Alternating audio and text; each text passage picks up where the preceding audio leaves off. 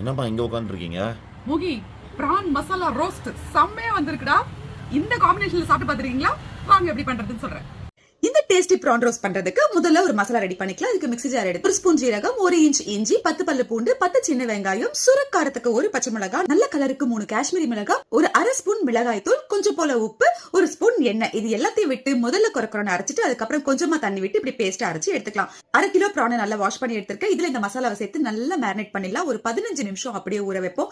இப்போ ஒரு பேனை வச்சு எண்ணெய் ஊத்தி அதுல இந்த எறாவை எடுத்து போட்டு கூடவே பொடிப்படியா நறுக்கின குட்டி வெங்காயத்தையும் போட்டு நல்லா ரோஸ்ட் பண்ணலாங்க. சூப்பர் ரோஸ்ட் ஆயிட்டு இருக்கும்போது இதுல கொஞ்சம் கருவேப்பிலையும் சேர்த்துக்கலாம். வாசனை செம்மையா இருக்கும். அவ்வளவுதான். இந்த அளவுக்கு ரோஸ்ட் ஆனதும் இதை அப்படியே இறக்கி வச்சு இப்பதான் மேட்ரே.